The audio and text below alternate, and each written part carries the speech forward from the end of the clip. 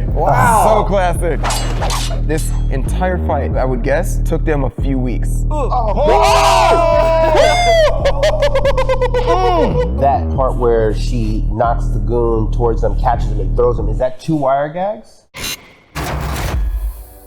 Hey everybody, welcome back to another episode of Stuntmen React. I am joined here by DaSilva and Toney, and this is gonna be a good time. These guys are giving me some of the best insights into fight scenes and hard stunts, and I think I got a couple clips that I can show them that are gonna make you guys go, ah! And so if we do that, it'll be a successful episode. We'll see. We'll see, here we go. I trust Niko. Niko always brings out some good stuff. I have a whole list on my phone, like of good stuff. You do? Yeah. I love That's it. dope. Anyways, let's jump in. Born to Fight. Have you seen Born to Fight? Of course. Yes. Born to Fight? Okay. Yes. This car scene is terrifying. All right, let's watch this. Yo, God damn. Oh, man. Woo. Oh, he's okay. He just sent it. He was like, yeah, just keep rolling. I gotta get off the back of the stand.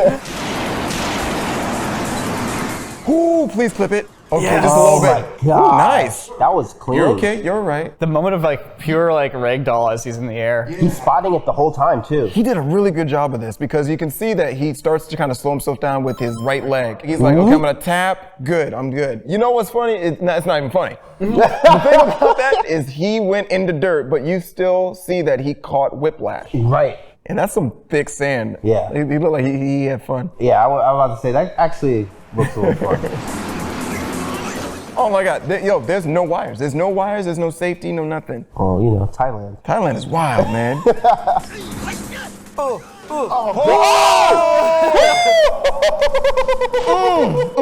Yo, watch your head! How would you actually approach this shot? Okay, there is no way that when you hit this first one, you are not going to bounce back. There's no safety. There's no way of calling cut. This is a one-off. You're gonna bounce and you're gonna try to land in the middle as best as you can. But his inertia and the fact that he's going forward is kicking him. And now that he's rolling, he knows. As soon as he hits, he's like, I'm right now. I'm sorry I'm saying that. He literally fetused as tight as he could because he knew. Any other person, if you would have got flash knocked out, you would have been out and you would have got ran over. Done. But he knew. He knew what was going on. He was like, I'm too close. I need to go ahead and turtle. And he did. Is it worth doing something like this for a film? Oh yeah, of course. Yeah, why not? You saw that reaction we just had from it? Yeah, okay, it was worth it. You need to set it up accordingly, you know what I mean? Right. Would I do it? No. No. It's one of those things where you're like, this is the risk. This is where a stunt person is, unfortunately, expendable. But you know that going into this job, you create a sense of excitement for the crowd.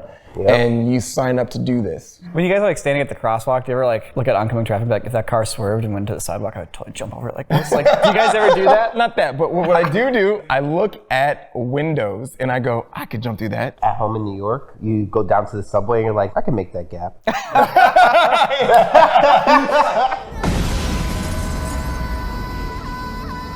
Okay, has anyone seen the Zack Snyder cut? I haven't fully, I'm not watching it yet. I'm waiting for my girlfriend. Okay, listen, it's 4 hours. Niko, it's gonna take a minute. You need to like set aside like a day, put the kids to bed, like maybe like drink a Red Bull, cause it's long.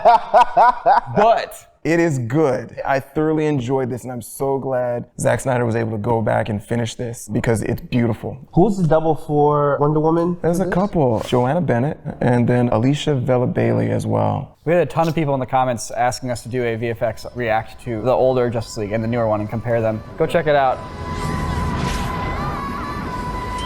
It's so interesting seeing like the decisions and like how they differ between the different directors. This was so much better.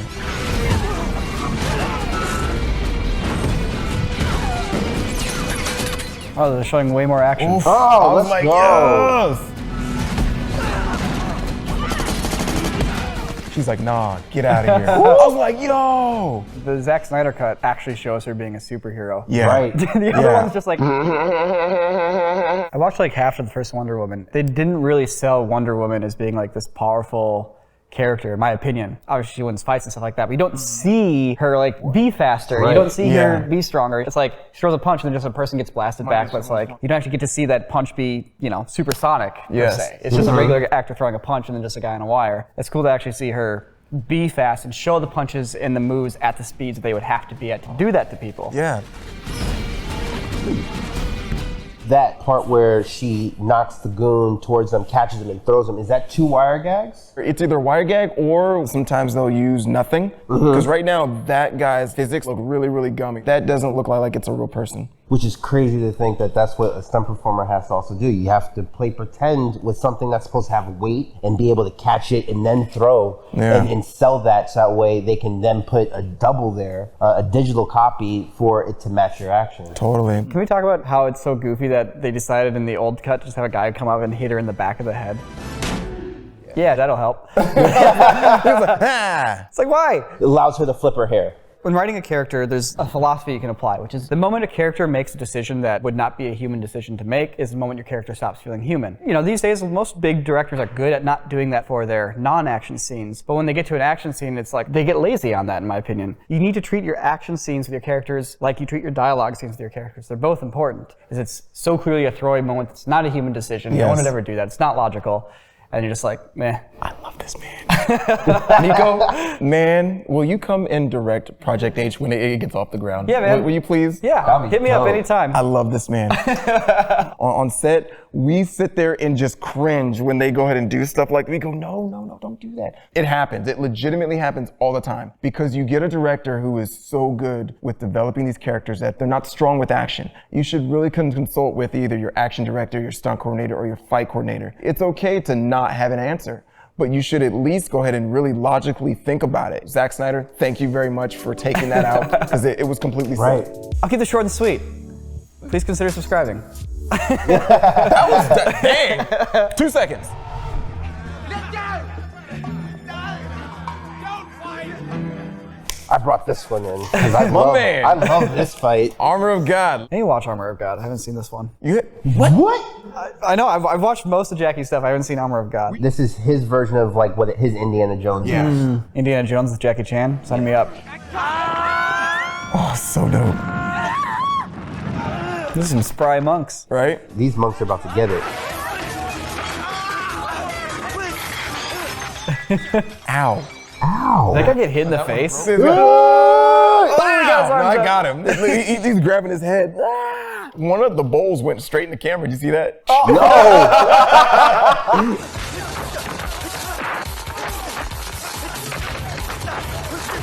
Jackie's always really good about his guys knowing that they're gonna do a gag to stay active in the scene. He's not distracting, but he's active, so he's not just standing there. You know what I mean? You always got to know what your next thing is, because you're shooting all this stuff in sequence probably, and this thing you take 10 minutes to set it up, knock it out, and you're probably not thinking about what's the next shot. Because you're so focused on this moment, but it's really important with action, especially stuff like this, to be like, okay, the next shot we're going to do in this sequence is me running from frame right.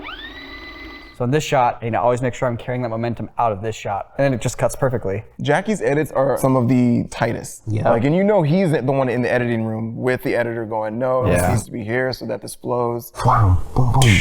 Ooh, dang. That's one of those famous Jackie wire pulls. Yep, and adding the element of the breakaway to make it just look even more violent. Heck yeah. That's ingenious. And that's one of those things, once again, like, it doesn't necessarily cost more money to do. That's just good knowledge of your sleight of hand and your craft.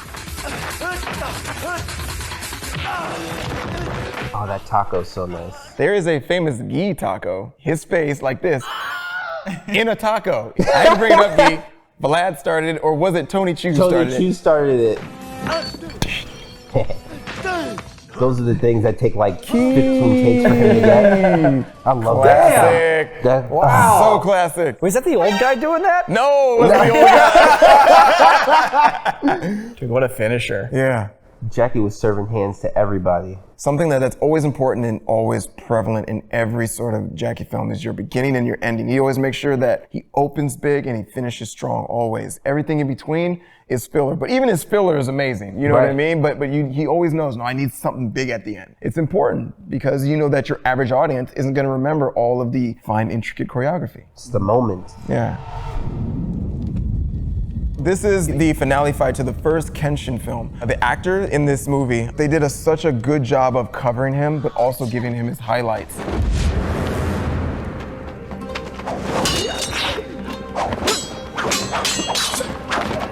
Kenshin's whole thing is he is a defensive sort of swordsman. He doesn't want to kill anyone. So a lot of times he's on the ropes.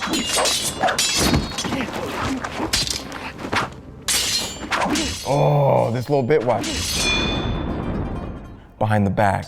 Oh. Oof. I've been trying to put my finger on what makes this sword fighting style feel different from other movies. I feel like part of it's a little bit what you're talking about with the blade bit, where it's the swings aren't this, it's the sword's in. Yeah. And like pulling the blade across, and then the impact happens there. Kenji Tanigaki is responsible for the actual action in this. They do a lot of traditional Japanese style, but they also elongate a lot of things.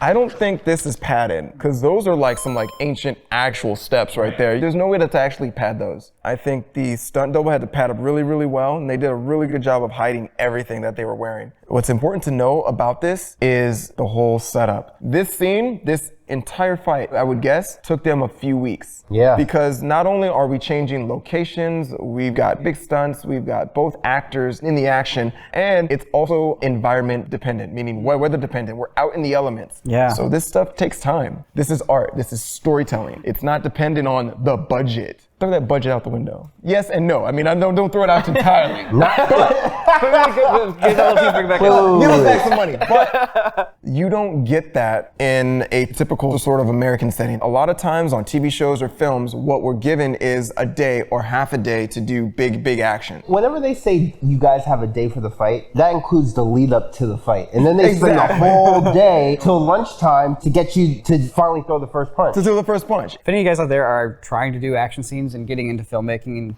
you want to do action or martial arts or whatever, when you get to your fight scenes and you're trying to figure out how do I balance my time and my money and my resources, I would encourage you to go to a skeleton crew, go to a really small crew, and then take your time and film the action scene and take all the time you need. Right. Because at the end of the day, an action scene can just be your 2 actors and a camera person. You can, if you have to, it can just be those 3 people. And you can go a long time filming with just 3 people. Have just a basic game plan, but be open to suggestions about how to better cover your action, because it's gonna make your product that much better. It's a collaborative effort, so trust your team, the people that you hire to do your job, you know? Trust in the coordinators, trust in the action directors, and the action's gonna come out amazing because you're allowing them to do what they love to do and what they're passionate about.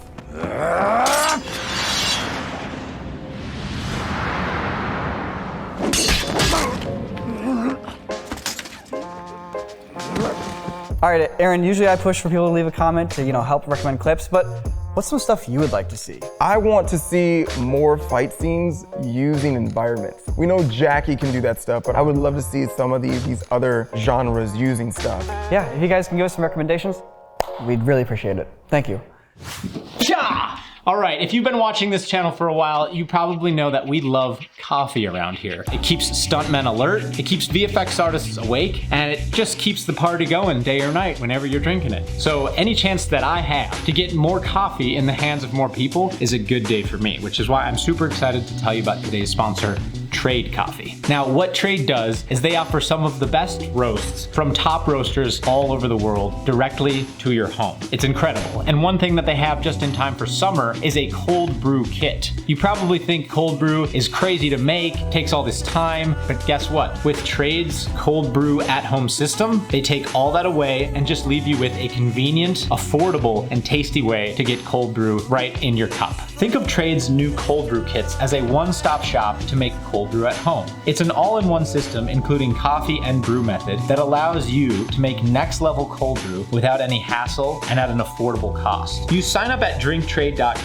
to receive freshly roasted cold brew coffee along with easy-to-use cold brew brewing bags. You set your delivery schedule, Took flavor them a few preference, weeks. grind, and bag size before you get started. You then get that coffee delivered to you in Trade's signature red bags, which are also compostable, by the way. Trade also offers free shipping, so don't worry about that. Trade is so confident about this that they offer a guaranteed you'll love it first bag, meaning that if you don't love it, they guarantee that you will. They're gonna send you a new bag for free. Now this whole new cold brew kit that Trade has put together can give you a cold brew cup for as little as $1 per cup. Are you spending $1 a cup on your coffee right now? Probably not. Totally went down the wrong pipe. Obviously, you can see I've had a lot of caffeine and coffee today, so I'm up. So if you guys are interested in trying out Trade for yourself, click the link in the description below, and the first 100 people to use the code CorridorCrew50 will get 50% off their first order. Just wanted to let you know, and now back to Stuntmen React.